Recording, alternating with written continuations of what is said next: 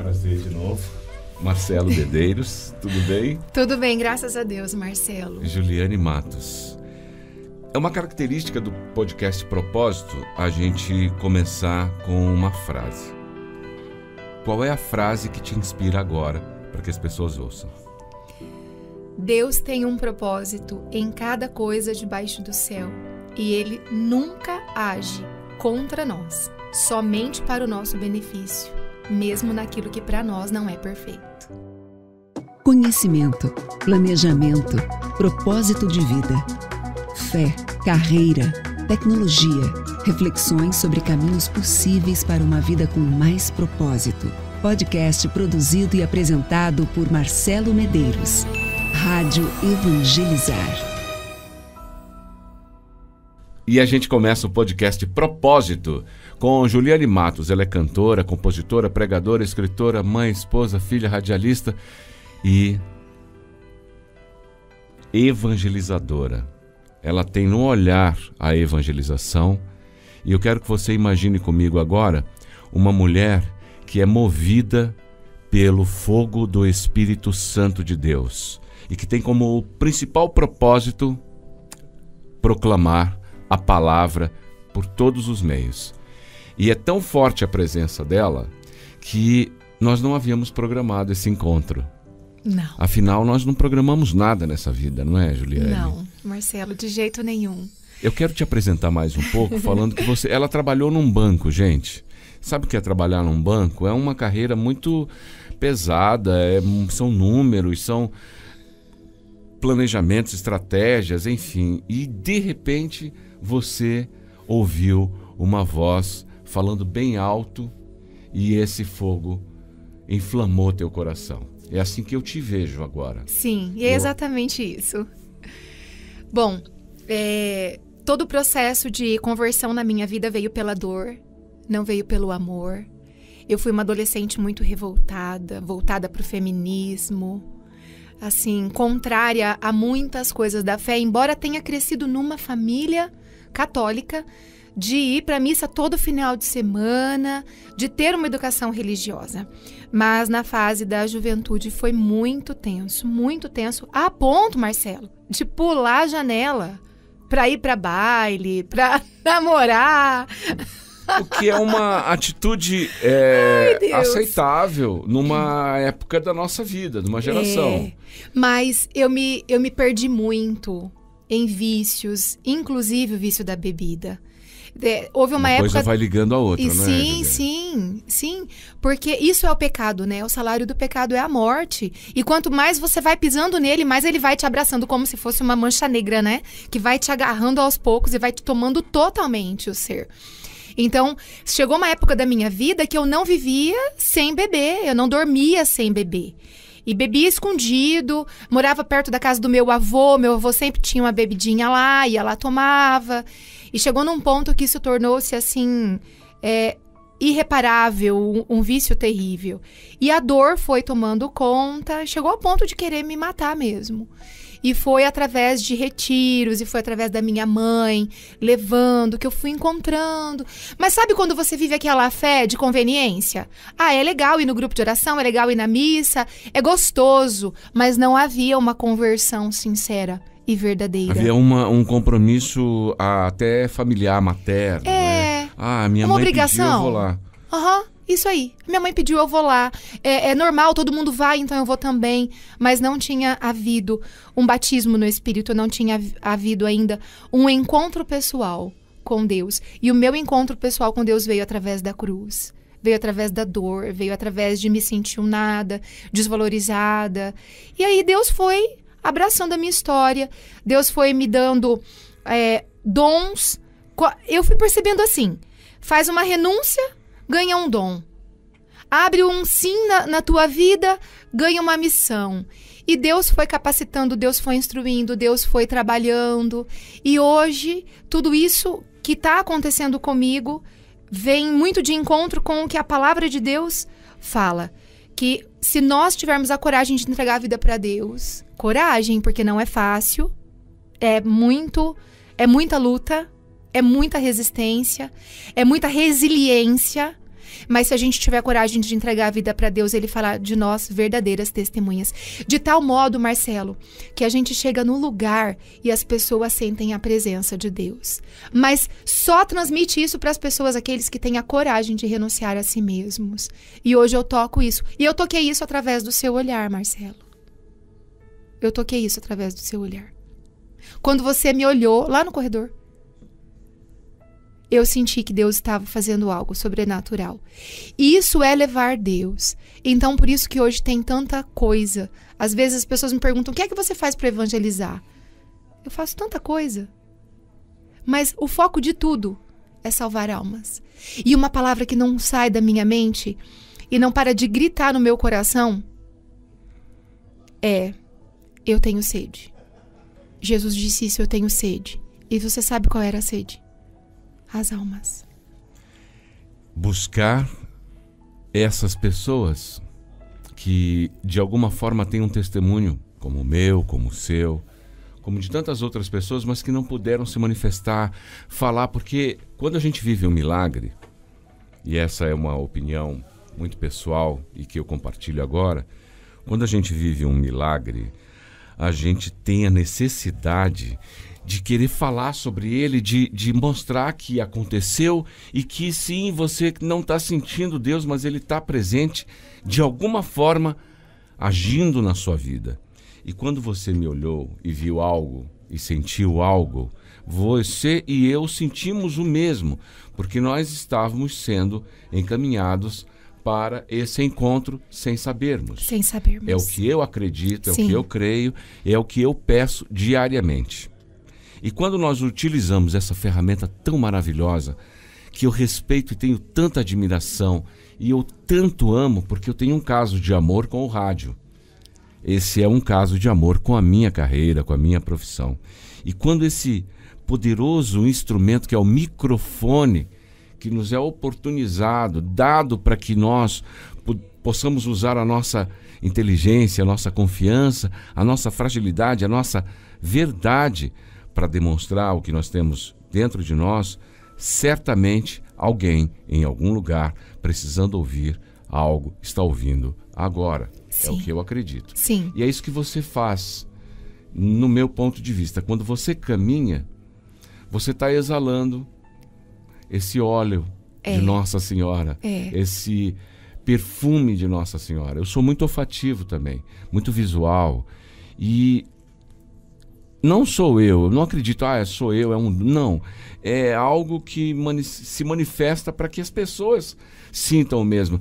Então dá uma ânsia de dizer, gente, olha, isso aqui está aqui, é seu, tome posse agora. Sim, São Paulo disse isso, né? Os homens espirituais se reconhecem. São Paulo disse isso, e é verdade. Os homens espirituais se reconhecem. É como se nós tivéssemos uma marca, né? E olha só que bonito você falando do seu milagre, da sua opinião pessoal sobre milagre, né? Gente, isso é fantástico contemplar como Deus é lindo. Muitas pessoas vêm para o caminho de Deus com aquela perspectiva, né? Aquele propósito de, agora eu vou resolver todos os meus problemas, né? Eu tenho um problema financeiro, vou começar a rezar, acabou o problema financeiro, acabou o problema de relacionamento. Mas as pessoas têm se esquecido de algo muito importante, muito importante. Jesus Cristo é o nosso Deus, morreu pregado numa cruz e boa sanguínea, se passa uma borboletinha, o sanguíneo faz assim. É verdade. Só vamos agora explicar o que é sanguíneo e por que a gente fez essa pausa. A magia do rádio, né? É o poder do rádio, o poder da palavra de Deus.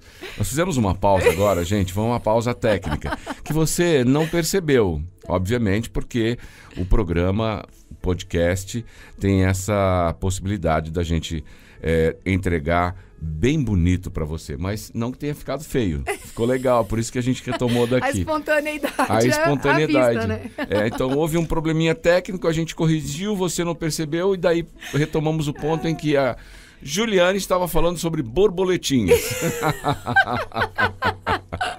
Conta, Juliane. Ai, meu Deus, eu me distraio muito fácil, né? E eu estudo muito temperamento, e o temperamento sanguíneo é assim, né? A gente foca a atenção em muitas coisas. Mas vamos retomar, né? Eu estava dizendo que, com relação ao seu ponto de vista do milagre, é lindo a gente contemplar que Jesus Cristo é o nosso Deus e que o nosso Deus morreu numa cruz. Então, por que que eu não vou passar por cruzes no caminho de seguimento a Jesus? A gente vai passar. E a grande mística está em viver a cruz com santidade, com a virtude do coração, com pureza, com força, com coragem. Porque assim, ó, Jesus não disse, você quer me seguir? Pega a sua cruz. Ele não falou, pega o teu baldão cheio de perfume de rosas. A tua bolsa. A tua, cheia de dinheiro, não. Ele falou, pega a sua cruz. Então, vamos partir do princípio de que ele não enganou ninguém. Ele falou a verdade. Então, pega a tua cruz e me siga. Hoje, pode ser que a cruz de quem está nos ouvindo agora seja um problema financeiro, seja um problema de saúde, seja um problema de relacionamento, é a sua cruz. E o relacionamento, quando você fala, ele é amplo, tá? Sim. Ele pode acontecer na família, amizade, na comunidade, na amizade, no trabalho, no salão de beleza, exatamente, na oficina mecânica. Relacionamento é amplo, então isso, cabe a nós discernirmos também o que é o relacionamento dentro dessa fala que a Juliane está passando e indicando pra gente. Isso. Então, pode ser que a sua cruz seja uma destas vertentes, mas espera aí. O que é mais sensato? Talvez não mais fácil, mais sensato. Deus, se o Senhor me diz que eu vou carregar a cruz na minha vida e eu tô passando por essa situação, olha, se vem de ti, amém. Eu abraço com paciência e me ensina tudo o que o Senhor quer me ensinar através dela. Mas se não vem de ti, afasta de mim esse cálice. Amém. Se essa cruz não vem de Deus, se não é uma cruz, mas uma tentação, algo que é para destruir a sua fé, o próprio Senhor, que é conhecedor de todas as coisas e que nos ama acima de tudo, vai afastar de nós. Agora, se a cruz é uma cruz, dada por Deus para nos ensinar paciência, humildade, mansidão, Deus mesmo vai dar a capacidade de suportar essa cruz. E às vezes as pessoas até se incomodam com o nosso comportamento. Sim. Outro dia, compartilhando aqui, uma pessoa me olhou e falou assim, nossa, é irritante, Marcelo Medeiros, a sua paciência para algumas coisas. E eu respondi o seguinte, eu exerço diariamente a pedagogia da tolerância. Uhum. Quando a gente exerce a pedagogia, aí a gente entraria em temas mais profundos, mais filosóficos, mais qualquer coisa que não vem ao caso agora. E o caso agora é tolerância, gratidão, Deus e um propósito de vida. Exatamente. Como você encontrou o seu. Sim. E é dele que eu gostaria que você retomasse o seu raciocínio, por favor. Sim, vamos Juliane. lá. Então, como eu dizia antes, todo esse meu processo de conversão veio sempre através de uma dor. E eu chamo a dor de cruz. Sempre foi através da dor. Uma mãe que teve depressão, uma jovem que foi alcoólatra, uma mulher que, quando casou, eu não sabia lidar com o matrimônio, não respeitava meu esposo, não sabia o que era ser submissa, não era uma mulher feminina, mas sim voltada para tudo aquilo que o mundo me ensinou, que mulher não pode depender de homem, então eu discutia em casa, não deixava o meu marido ser o homem da casa. E, gente, que loucura foi esse começo de vida na fé, e quanto murro em ponta de faca eu dei até entender que Deus tinha um chamado. E hoje o que eu vivo, partilhava com você, né, como você disse no começo, trabalhei por 23 anos numa instituição bancária, saí dessa instituição bancária totalmente voltada para viver evangelização, com o Senhor exigindo de mim a cada dia, você vai trabalhar só para mim, Juliane Matos. Você vai trabalhar só para mim. Mas, Marcelo, eu tinha as contas para pagar. E aí? E aí que não surgia, entende? Não surgia o trabalho. Tinha tanta coisa começada, mas não vinha, não fluía. E parece uma luta, né? Uma luta. Poxa, eu tenho um compromisso familiar, financeiro, mas o meu caminho, o meu propósito de vida está aqui desse outro e eu não tenho condição. Aí parece uma luta. E é uma grande luta. Uma batalha do bem contra o mal. Exatamente. Não que o dinheiro seja algo mal, algo ruim, não é isso. É uma luta. Poxa, eu tenho o meu compromisso financeiro. Mas eu tenho a palavra de Deus, o Espírito Santo em mim, como é que eu vou conseguir? Aí vem a resposta. Exatamente. A resposta vem quando a gente tem paciência, o que você falou? A pedagogia da tolerância. Tolerância, mansidão, humildade. Um dia, cara, fatura do cartão de crédito para vencer. Conhecida. E né? eu pedi dinheiro pro meu marido, eu não vou pedir. Porque eu não fui ensinada a fazer isso. Feminista. Não fui ensinada a fazer isso. Não. Eu colocava dinheiro em casa. Eu ganho mais. A vida toda. Eu não preciso de você para pagar as minhas contas. Sim. De repente, Deus tirou toda a minha segurança humana. Toda. Tô sentada na mesa em casa, pensando, o que eu vou fazer? Que já tinha feito 3 entrevistas de emprego, depois que eu saí desse trabalho que eu tava, do banco. E as pessoas que me entrevistavam diziam assim pra mim, você é tudo o que eu sonhei como uma funcionária, mas eu não posso atravessar a frente de Deus, eu não vou te contratar. E eu chorava, que eu falava, Deus, as contas estão chegando. Eu não tinha entendido que Deus queria que eu me dobrasse, que eu dobrasse a minha arrogância, a minha falta de humildade diante do meu esposo. Sentei assim, um dia normal, não tava tempo de chuva, nada, sentei, catei a Bíblia, abri uma palavra da Bíblia, li, não entendi nada. Acho que tem muita gente que tá ouvindo agora e tá se reconhecendo, porque às vezes acontece, não li nada. Falei, Deus, o Senhor não vai falar comigo? E eu ouvi dentro do meu coração, eu vou te dar um sinal de que eu sou o Senhor da tua vida e que você vai trabalhar só pra mim, Juliane Matos. Mas a partir de hoje, quem manda nesta casa, nessa vida, sou eu, através do seu esposo. Eu quero a tua submissão. Cara, despencou uma chuva. Do nada. Parece assim que São Pedro apertou o botão, aquela chuva. Uma tempestade fora de hora. Desceu um carro, parou. Na frente da minha casa tem um vidro, assim, sabe? Eu vi que aquele carro parou naquele... Mas pensa numa chuva. E subiu uma pessoa correndo a rua, tocou a campainha da minha casa... E eu fui para abrir em prantos, porque eu senti que ali tinha algo sobrenatural. Abri, um amigo gritou do lado de fora, eu reconheci a voz e o nome. Abre, que é o fulano. Nisso, meu filho veio, porque a gente estava no auge da pandemia, estava tendo aula em casa. Meu filho veio, ficou pertinho de mim. O meu amigo entrou com o envelope na mão e disse assim para mim. Eu estava trabalhando. Pode chorar aqui também? Porque eu não vou conseguir segurar isso aqui, não. Aqui é o espaço em que as pessoas só deixam Jesus, Deus agir na nossa vida. Então vamos lá. Eu estava trabalhando no escritório da minha empresa e escutando o terço da misericórdia que você canta, Gil. E o Senhor disse assim pra mim que era pra reservar esse valor e trazer pra você. E que esse valor seria o sinal de que é pra você trabalhar só pra Ele. Eu não sei o que você tá bolando aí, mas não é mais pra você procurar emprego. É pra você trabalhar pra Jesus. É pra você salvar almas. Não abre agora que eu fico com vergonha, eu vou embora. Depois você abre o envelope. Ele saiu. Eu fiquei em pranto, parada na porta com o envelope na mão. Com aquela tempestade. Ele foi embora. A hora que eu abri, tinha R$2.000 dentro do envelope. Era o valor que dava pra pagar a fatura do cartão com sobra. Eu liguei pro meu esposo e falei pra ele, a partir de hoje eu não peço mais trabalho, não vou mais fazer entrevista, porque aconteceu isso, isso e isso, e esse foi o sinal de Deus. Um mês depois, eu já tinha fundado a comunidade Desperta a Santidade, que é uma escola de evangelização pela internet. No lançamento da escola entraram 158 alunos. O fogo do Espírito Santo me queimava de uma tal maneira que numa madrugada eu gravei um curso inteiro, com 7 aulas. Eu gravei por mais de 8 horas seguidas sem parar.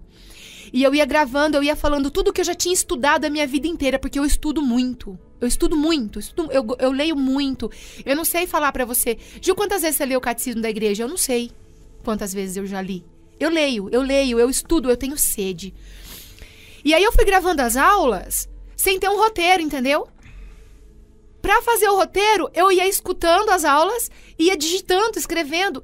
E eu ia encontrando ali coisas que estão no Catecismo da Igreja e que eu falava, gente, se eu li isso, eu não lembro. Foi inspiração de Deus. Criei todo o material daquele primeiro curso, criei do segundo curso e foi.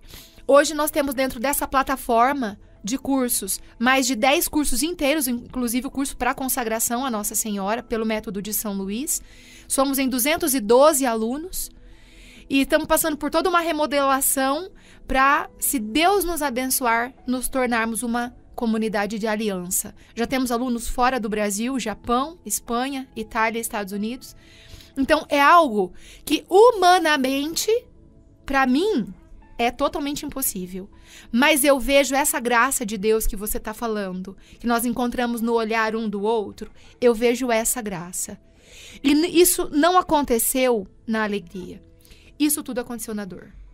Isso tudo aconteceu assim, ó, renunciando a cada dia. Hoje, para eu estar aqui, o meu esposo deu a palavra. E eu chego para ele, não é falar, ó, eu tô indo. Não. João, eu recebi um convite para fazer um programa com o Padre Reginaldo. Eu posso ir? Se ele disser não é o momento, não é o momento. E aí eu fui compreendendo. Existe me permita um parêntese, existe algo muito sólido num matrimônio que eu classifico não sendo como submissão. Há pessoas que possam pensar agora, isso é uma submissão. Não, isso é respeito, é reciprocidade. É quando um olha nos olhos do outro, se põe no lugar do outro, isso chama-se empatia. Como o João se sentiria se eu fosse para um programa com o Padre Reginaldo Manzotti? E eu, como me sentiria se o João fosse para um programa com a irmã Zélia, ou para a comunidade, para a comunidade Desperta Santidade. Santidade. E assim, a vida é uma vida tão maravilhosa. Sim. Que beber dessa fonte, ela pode te enriquecer de alguma forma. Pode. E a nossa vida existe por um propósito. A nossa vida tem um propósito. Todo mundo que está ouvindo a gente agora, todo mundo, a sua vida tem um propósito. Ninguém veio para o mundo sem que Deus antes tivesse sonhado. Gente, que lindo a palavra fala no Salmo 138. Cada uma das tuas ações, os meus olhos viram no ventre da tua mãe. O cabelo que a gente tem, a pele, o jeito, o temperamento, tudo foi sonhado por Deus. E tudo isso tem um propósito. E a herança física, emocional, espiritual, ela se faz lá dentro, no ventre. Sim. Tudo tem um propósito. E aí, nessa questão dos propósitos de Deus no matrimônio, como você estava falando agora, as pessoas veem submissão como uma humilhação, vamos dizer assim. Como algo pejorativo num relacionamento. Não é. Não é. E aí que tem a outra questão da minha história.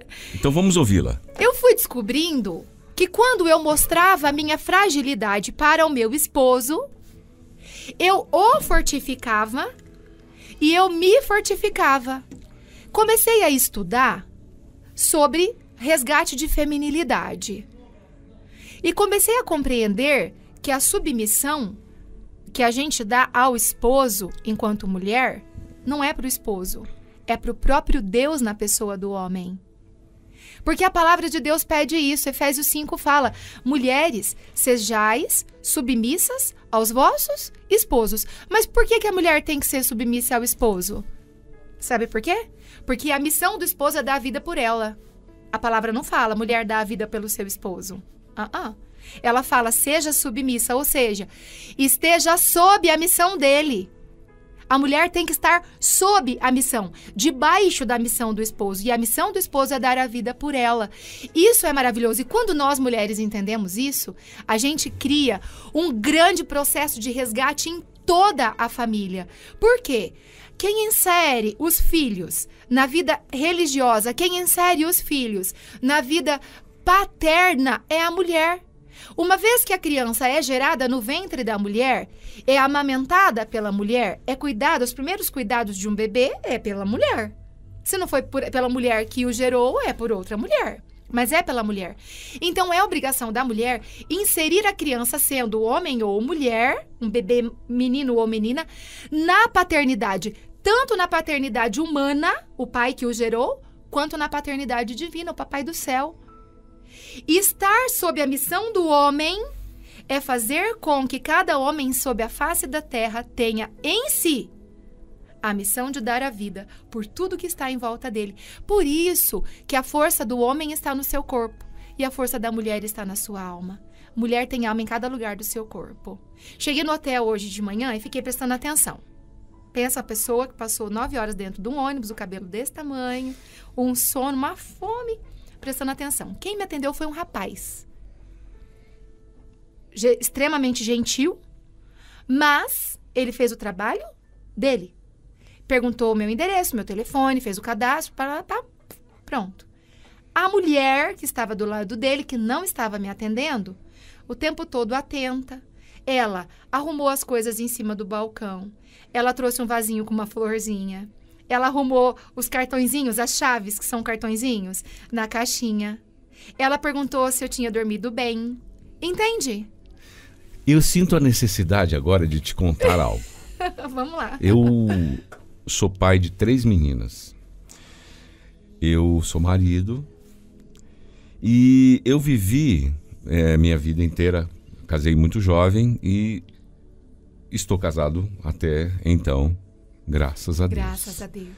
E eu vou te contar que eu já me vesti de coelhinho, eu sou um exímio maquiador, estilista. Então, a feminilidade, que muita gente compreende às vezes com um olhar preconceituoso, ela pode ser tão sensível a ponto de tocar o coração humano feminino. Exatamente. Que é só isso que a gente precisa. Exatamente. E falando de família, desse teu testemunho, dessa minha fala, eu gostaria de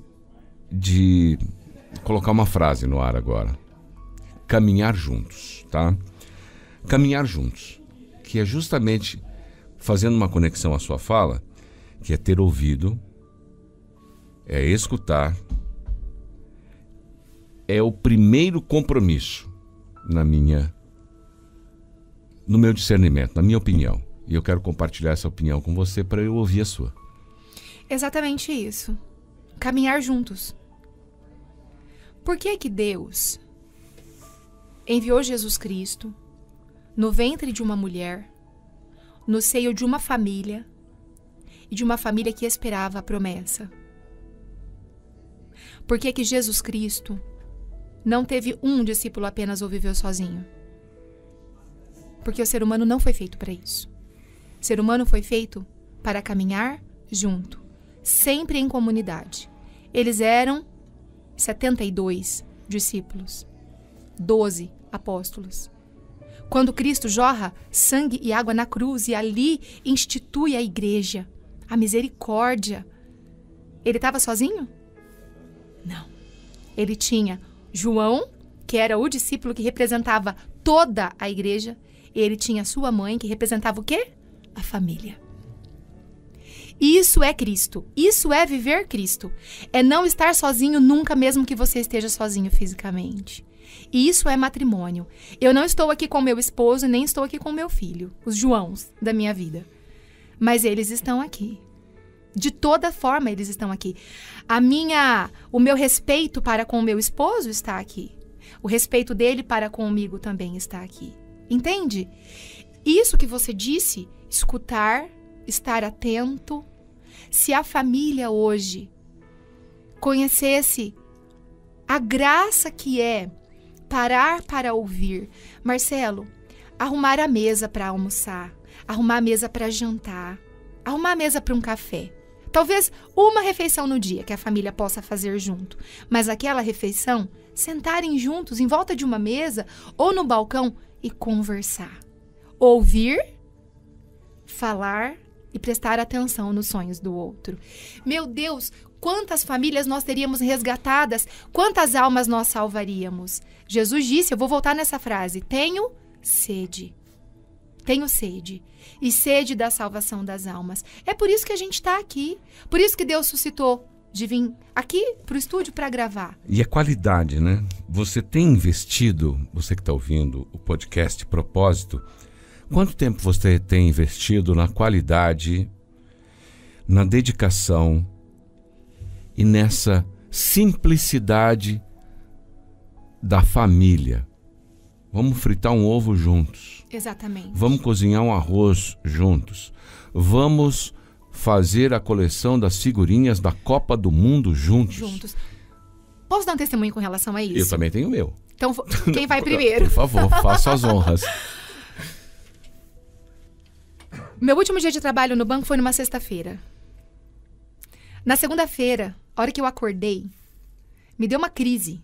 Eu falei, o que eu vou fazer da vida? Por 23 anos, eu tinha horário para sair de casa, horário para abertura de cofre, horário. Eu parei e falei, o que eu vou fazer? Eu não sabia o que fazer. Aí eu falei, peraí, Primeira coisa, eu vou rezar. Fui, rezei um terço, pedi para Nossa Senhora passar na frente e me dar sabedoria. Daí veio assim no meu coração. Há 1 ano você está trabalhando fora. Há 1 ano, praticamente, você não cozinha para sua família. Faz almoço. Sabe o que eu fiz de almoço? Você falou fritar o ovo e meu coração ardeu. É a comida preferida do meu filho e do meu marido, o tal do ovo frito. Então, lá em casa, somos peritos no assunto. Cozinhei arroz, feijão, fiz ovo frito com saladinha de tomate. Sentamos para comer. Eu olhei bem pro meu filho. Falei assim, João Guilherme, que almoço simples, né, filho? Tá simples, né? Amanhã a mamãe faz uma coisa melhor. Ele começou a chorar. Olhou bem pra mim e falou assim, mãe, é a melhor comida que eu já comi na minha vida. Foi você que fez. Cara, aquilo me arrebentou. Porque eu dava valor pra tantas outras coisas. Dava valor pra ganhar um monte de dinheiro, pra ter o melhor carro, pra dar pra ele o melhor estudo, pra ter a melhor roupa. Mas aquele momento mostrou pra mim que existem coisas muito mais importantes na vida. Cara, um arroz com feijão e um ovo frito. Mamãe, essa é a melhor comida. Foi a senhora que fez. Meu Deus do céu, foi muito forte isso, entende? E as chaves vão virando dentro da gente, entende? O Espírito Santo vai falando nessas coisas tão pequenas. A minha vida foi transformando a partir daí. E é claro que eu vivo lutas íntimas. Será? Será que é só isso? Será que, sabe, os serás gritam no coração das pessoas, mas qual é o propósito de Deus para isso? O que vale mais? Eu estar com a minha família hoje, amá-los, respeitá-los, desligar o celular, gente. Chega em casa, desliga o seu celular, dá atenção, senta no chão, brinca com o seu filho. Ontem à noite, antes de vir para cá, sabe o que a gente estava fazendo? Colando figurinha no álbum. Você falou aí. Colando figurinha no álbum, né? Então, juntos. Mamãe, eu já tenho esse, eu não tenho aquele. Papai, não sei o que lá. E tá os 3 em volta da mesa. Ele nunca mais vai esquecer isso. E se um dia ele constituir família, porque eu falo, filho, se quiser ser sacerdote, a mamãe tá de coração aberto. Mas se um dia ele quiser constituir família, eu tenho certeza que essa semente ficou plantada. E que ele vai se lembrar do dia que o papai e a mamãe ajudaram ele a montar o álbum. É tão simples, mas tem tanto valor. Nós fomos arremessados por um período para ficar em casa por força maior. E esse é um termo até jurídico. Por força maior, o seguro não vai cobrir os gastos com... É um termo muito frio, por força maior. Mas se nós formos nos debruçar nesse termo, por força maior. Quanta gente reclamava que estava trabalhando demais, que não tinha tempo para a família, para as crianças, para o filho. E me gerou vários questionamentos, porque de repente, por força maior, por uma questão de saúde global, todos nós fomos arremessados para casa, para a família, para a instituição familiar, para a nossa igreja doméstica, que é o nosso lar. E conseguimos equalizar ali o nosso tempo com o trabalho, com a família, mas era tudo muito novo. Falava-se muito sobre burnout. São nomes novos para sensações e situações antigas. O burnout pode se considerar como, antigamente falava-se que era neurastenia, estou neurastênico. São termos antigos que talvez você não conheça. E de repente, durante esse período em que muitas famílias, muitos homens, mulheres, adolescentes foram arremessados, trancados por força maior, o número de suicídios aumentou, o número de casamentos terminaram, a violência contra a mulher quadruplicou. A fonte está disponível em vários canais sérios para que você pesquise. Uma delas é o Vaticano. Está disposta essa informação no site Vatican News. Lá tem todas essas informações, esse percentual, do qual eu estou me munindo agora para trocar essa experiência, para a gente ouvir mais da Juliane Matos, que conversa com a gente no podcast Propósito. Fé e saúde mental. Isso tudo foi abalado. Qual é a tua visão agora, nesse período em que nós tiramos a máscara para voltar a respirar quase que normalmente, com cuidados ainda, e o teu ponto de vista sobre esses números? Meu ponto de vista é que muitas pessoas se escondiam da verdade. E que algumas pessoas aproveitaram dessa oportunidade de estarem trancadas dentro de casa para resgatar o que parecia já perdido. Muitas pessoas aproveitaram dessa oportunidade. Olhar nos olhos. As pessoas reclamam, como você disse, não tenho tempo. Eu não tenho tempo para ficar em casa, eu não tenho tempo para ler um livro. Mas o que de fato elas faziam quando elas tiveram tempo? É muito mais... É vazio existencial, entende? Na minha opinião, é isso. É um vazio existencial tão grande e um vazio de Deus tão profundo que as pessoas não conseguem olhar para dentro de si. E quando elas se deparam com o ambiente familiar nu e cru, como ele é, com a fragilidade do outro, com as resistências do outro, elas surtam. As pessoas surtaram. Isso é falta de Deus. Cientificamente comprovado é que uma pessoa que ora, ela tem uma resiliência muito maior. Cientificamente comprovado isso. Por quê? A oração produz relaxamento corporal, esvaziamento cerebral e equilíbrio. Especialmente a oração repetitiva, o terço. Tem gente que é extremamente agitado. Aí eu recomendo, faz o exercício, reza o terço todos os dias. Começa rezando uma dezena e vai até que você consegue rezar e adquira o hábito. 2 meses, 3 meses depois, não precisa muito não. 3 meses é um tempo curto. A pessoa fala, eu percebo diferença, eu percebo mudança. O que aconteceu? Nós estamos voltando de novo, infelizmente, em tudo isso. Nós estávamos numa correria tão louca de sai de casa, vai para o trabalho, come na rua, volta em casa, toma um banho, vai para a faculdade, ou vai para um estudo, ou vai para um outro compromisso, tal, que você só via as pessoas da sua casa de oi e tchau. não tinha condições de ter diálogo. Quando as pessoas foram obrigadas a ficarem dentro de casa, elas tiveram que se deparar com a verdade do outro, a verdade do outro. Muitos pais tiveram que encarar a verdade da educação que deram para os filhos, ou a verdade da educação que terceirizaram. Entende?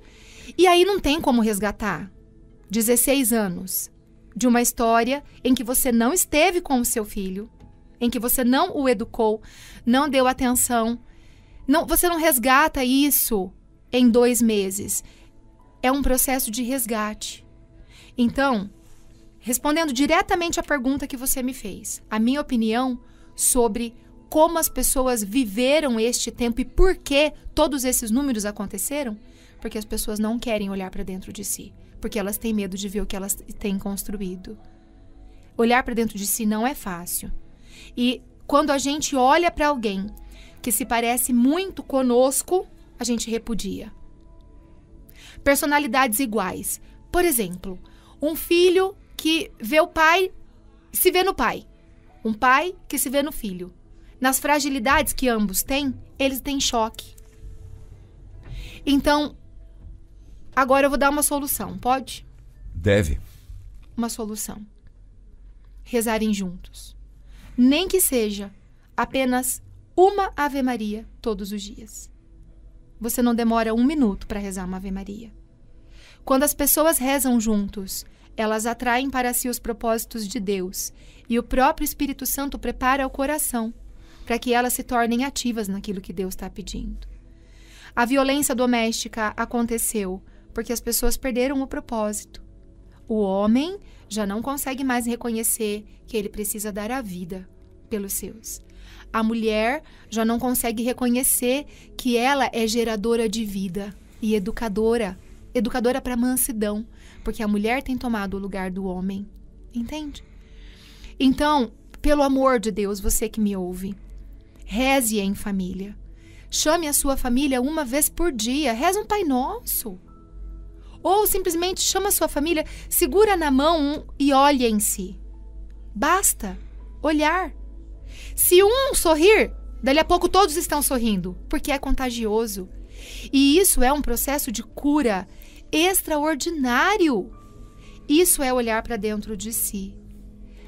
Toda ferida aconteceu, porque nós estamos machucados. Nós estamos muito machucados. O mundo tem nos machucado, com ideologias, com notícias, com tantas coisas. O mundo tem nos machucado. E o nosso refúgio para essas feridas está nas chagas de Jesus. Se as pessoas não rezam, como é que elas se curam? Eu acredito em tratamento psicológico, acredito em tratamento terapêutico, eu acredito nisso, de verdade funciona.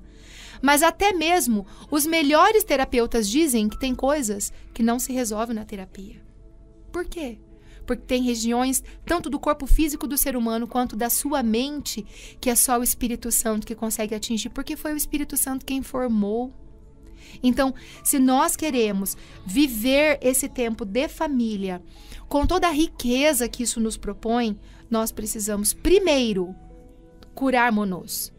E curarmos-nos através da oração, de uma vida de sacramentos, tentar pelo menos entender qual é o propósito de Deus para a vida de cada um.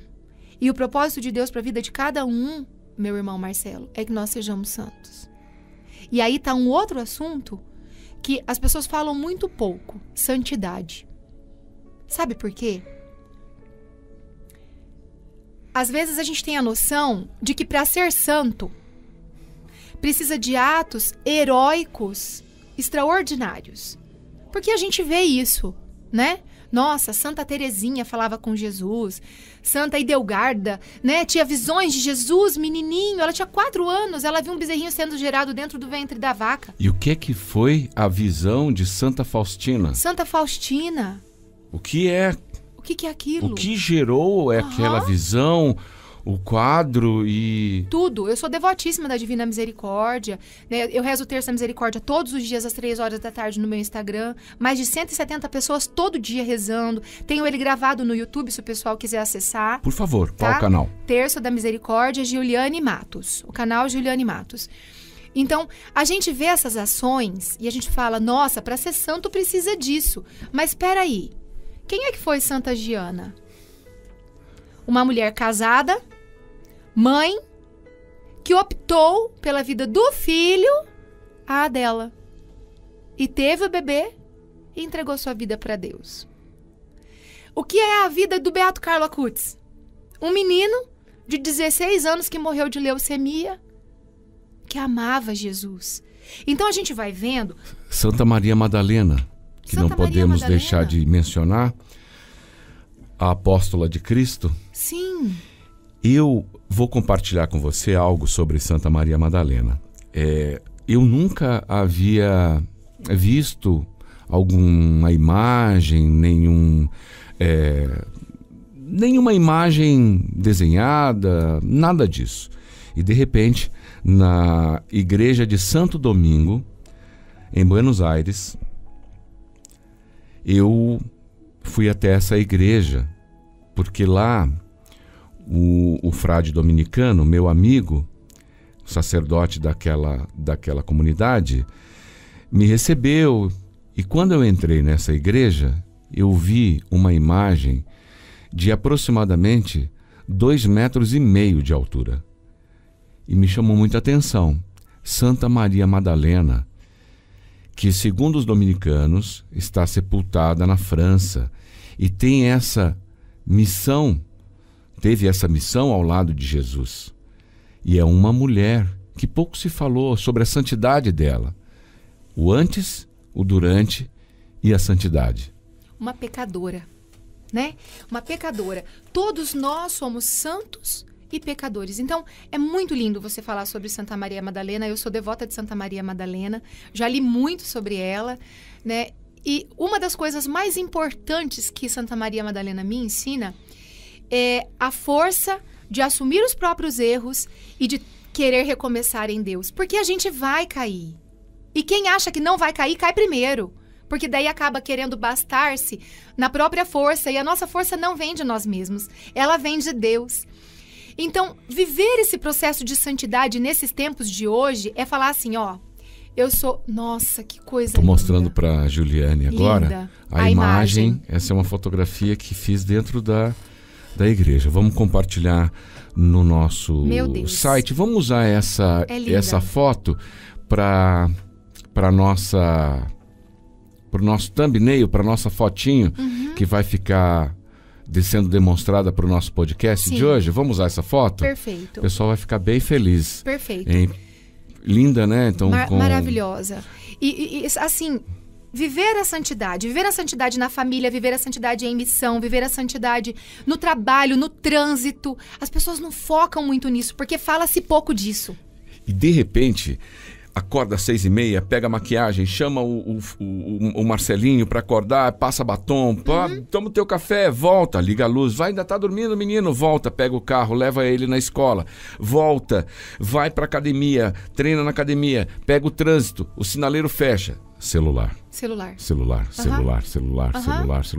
Abriu o sinaleiro, arrancou com o carro, subiu a lombada, avassou, perdeu a hora, chegou atrasada, 8 horas da manhã, no computador, no celular, no computador, um pouquinho do trabalho, um celular. Entra o chefe, pede uma planilha, a planilha não está pronta e ela está atrasada e tem que buscar. E, gente, respirem. Respira.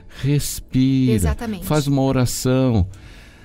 Uma Ave Maria, gente, não leva 1 minuto. Não leva 1 minuto para rezar. O Instagram tá lá, a foto do grupo do WhatsApp tá lá, a piada tá lá, tá tudo lá. Tá. E o que está dentro do seu coração? Exatamente. Como é que você tem lidado com a sua autorrejeição? Exatamente. Olhar para dentro de si dói.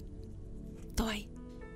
Mas viver santidade nesse tempo de hoje, e o que eu acredito que o propósito maior de Deus para todos nós é esse, sermos santos, porque sede santos como o vosso Pai do céu é santo. É para todos.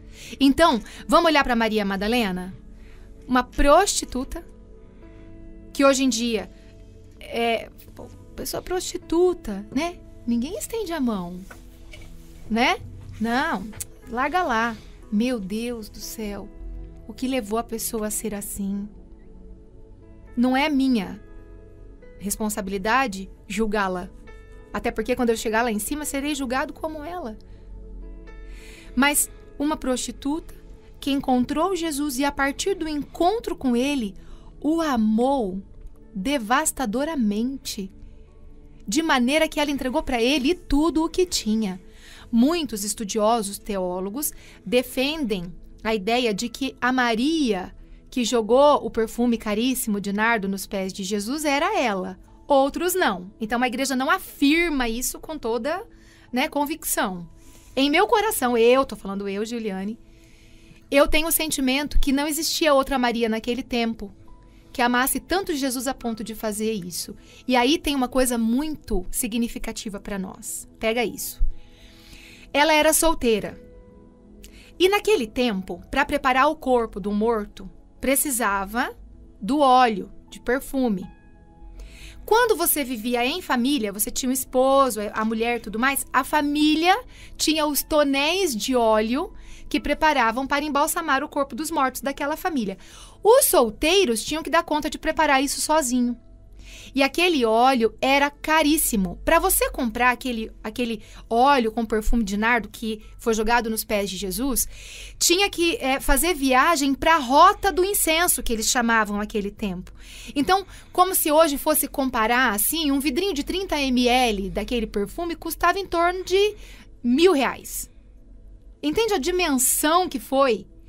Ela não pensou em um segundo que ela tinha que armazenar aquilo para o futuro, porque ela amou tanto Jesus que ela deu para ele absolutamente tudo que ela tinha. Ela já tinha dado para ele o coração.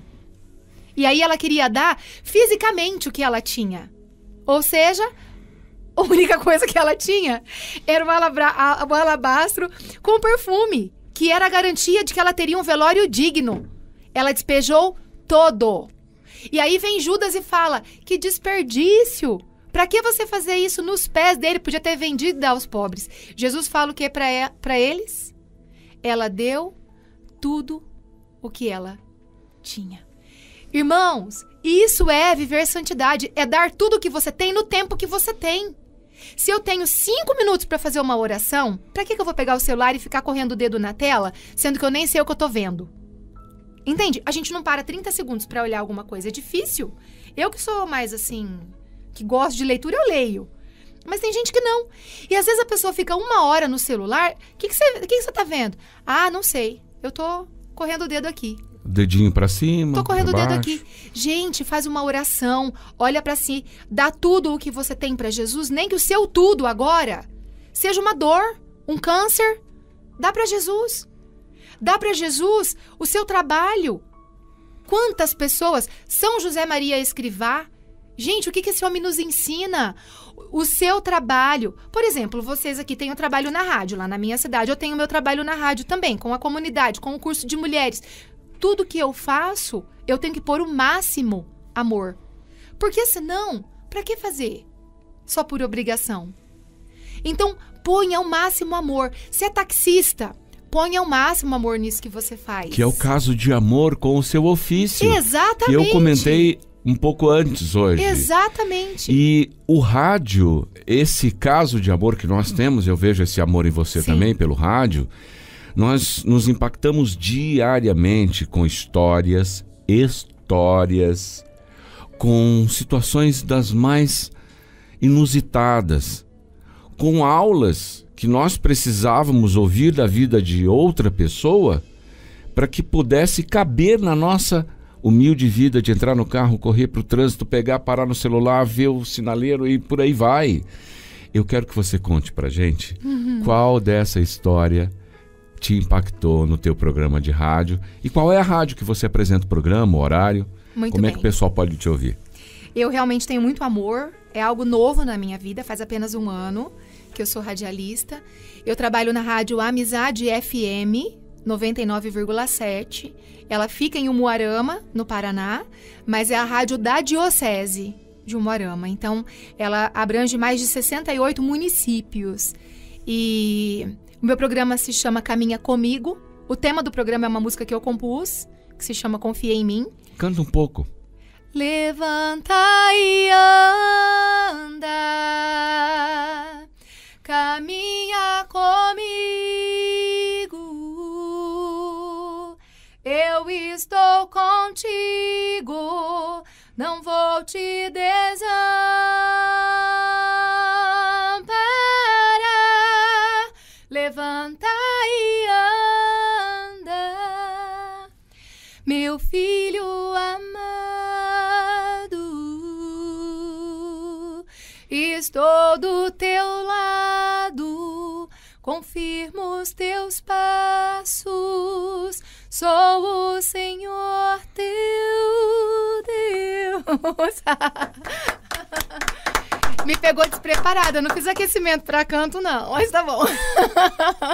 Acho que toca, né, de qualquer jeito, porque tem muito amor. E aí, assim, a proposta era fazer o programa, 1 hora de oração. Então, eu faço de segunda a sexta, das 20 às 22 horas. Então, eu faço das 20 às 21 só oração. E das 21 em diante, eu atendo ouvintes, direção espiritual, reclamação, pede música. E aí, tem noite que a gente só toca música e eu vou, né, no WhatsApp e tal. Então, a gente tem uma média de 60 participações por dia no WhatsApp da rádio. Eu considero que é um número, assim, até elevado por ser um ano apenas de programa. E não é só essa característica, essa velocidade de retorno do ouvinte, sim, ela dá-se pelo conteúdo. Sim. Ou seja, nós temos aí uma grande barreira no rádio noturno. Isso tecnicamente falando, porque como nós radialistas mencionamos, né, estrategicamente, amanhã é do rádio, à noite é da TV. Mas isso para o rádio é conteúdo. É conteúdo. E as pessoas dizem, Gil, eu não ligo mais a TV à noite. Gil, a minha família está se unindo em volta do rádio. Meus vizinhos que não têm rádio... Esse resgate da família também. É lindo. O meu vizinho que não tem rádio traz a mulher e as 2 filhas aqui em casa. E nós estamos evangelizando através do seu programa. É fantástico. Campanha de oração e tudo mais. E aí, assim, houveram 2 situações muito fortes. E eu vou contar a que eu acho que é mais forte. Que num certo dia do programa em que nós estávamos atendendo era um dia de atendimento, de ligações, eu tive um sentimento de que tinha uma pessoa que queria tirar a própria vida. E aquilo foi assim, eu fui me sufocando, então eu tive o discernimento que era por enforcamento, que a pessoa queria se matar. E eu comecei a rezar e pedir para que os ouvintes rezassem comigo por essa pessoa. E comecei a falar no rádio, você que quer tirar a sua vida, liga pra mim agora, liga no WhatsApp, não liga no fixo, porque normalmente tem fila de espera e é difícil conseguir a ligação. Eu falava, liga no WhatsApp, mas assim eu já tava sufocada, sabe? E aí o telefone da rádio tocou, eu atendi e era um rapaz. E ele começou a falar que a vida dele estava uma desgraça, que ele tinha passado por uma turbulência muito grande no matrimônio, que ele saiu de casa, ele estava morando de favor na casa de amigos, e que essa casa desses amigos ficava num terreno onde tinha uma capelinha, e que naquele momento ele estava no sótão da capelinha, já com a corda amarrada, pronta, que ele ia se matar. E aí ele, como a família que o acolheu estava ouvindo o programa, e escutou, porque eu deixei... Você vê como que Deus é, que eu tinha pedido para o mesário soltar a música enquanto eu atendia. E ele sentiu que ele não devia soltar a música. E eu fiquei com o Viva Voz e os ouvintes escutando. A família que acolheu esse rapaz ouviu e falou, meu Deus, é o fulano, que eu não vou me abster de dizer o nome aqui, porque eu não pedi autorização para dar o testemunho. É o fulano. Correram para a igrejinha e pegaram ele falando no telefone comigo com a corda já amarrada e tiraram ele dessa situação. Há 15 dias, nós tivemos o retiro anual da minha comunidade, Desperta a Santidade, e o rapaz foi lá para dar o testemunho. Ele fez o retiro, eu convidei, né, para fazer o retiro, mas em nenhum momento eu pensei que ele ia dar o testemunho, porque testemunho é uma coisa muito íntima, né, mexe com a pessoa. Quando nós terminamos o retiro, ele me procurou antes da missa de encerramento e falou: Gil, eu gostaria de dar o meu testemunho. Porque as pessoas precisam saber que esse amor que você carrega no coração salva não somente almas, mas salva vidas. E que o rádio é um instrumento de cura muito profundo. A internet, tudo isso. E aí ele foi, e na frente de quase 400 pessoas ali, ele deu esse testemunho da cura dele. A família está totalmente restaurada por esse processo todo de a mulher se submeter ao marido, a mulher ajudar o marido com a sua doçura, do marido respeitar a esposa. A família está totalmente restaurada. 3 filhos, os 3 encaminhados, participam de grupos de jovens, e você vê uma família que estava totalmente destruída e que o rádio trouxe de volta, né? A evangelização pelos canais que Deus nos dá. Abraçar todos e viver a santidade, meu amigo Marcelo. Viver a santidade. Esse menino, ele era um Maria Madalena. Ele era um Maria Madalena, ele deu tudo o que ele tinha, né? Ele confiou. Ela tá dizendo: liga, eu vou ligar, porque senão eu vou me matar, né? Que é o falar, que é o tudo que tem. Que é o proclamar. Você falando e atraindo, e essas histórias da vida real. Imagina se a gente leva isso para dentro de casa, Marcelo. Imagine se nós pudéssemos agora, nesse momento, tocar as nossas mãos, porque por algum motivo agora nós estamos aqui bem perto e de mãos firmes aqui, um segurando na mão do outro, para dizer a você que eu quero que você pense agora numa música. Também uma característica do podcast, surpreender você com aquela música que você está ouvindo agora, na sua cabeça, no seu coração. Qual é essa música? A que eu cantei. Levanta e anda, caminha comigo, eu estou contigo, não vou te desamparar.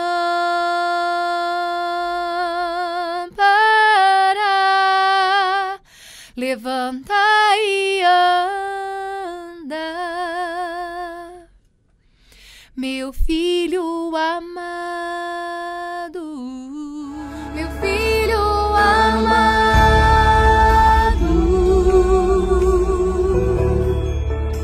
estou do teu lado, confirmo os teus passos, sou o Senhor teu Deus.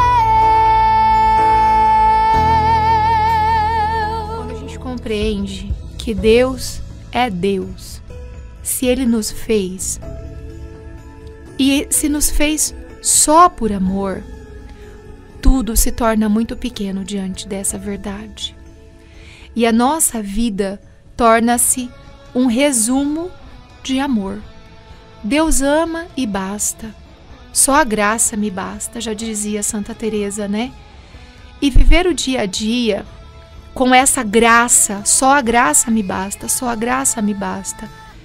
É a essência de todo ser humano. Quem dera cada ser humano sobre a face da terra conseguisse compreender isso. Só a graça me basta. Porque na verdade é só isso. É só a graça. A gente partiu de Deus e a gente vai voltar para Deus. E como nós vivemos aqui nesse tempo vai definir tudo. E Deus quer que nós sejamos felizes já. Aqui. Foi um pouco da feminilidade sob os olhos de Deus. Eu quero que você conheça mais sobre a Juliane Matos no Instagram, @Juliane Matos Oficial. Isso mesmo.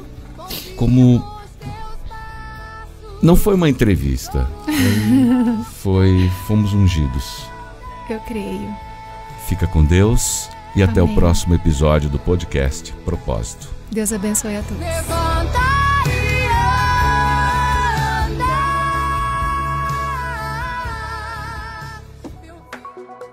Propósito, podcast produzido e apresentado por Marcelo Medeiros. Rádio Evangelizar.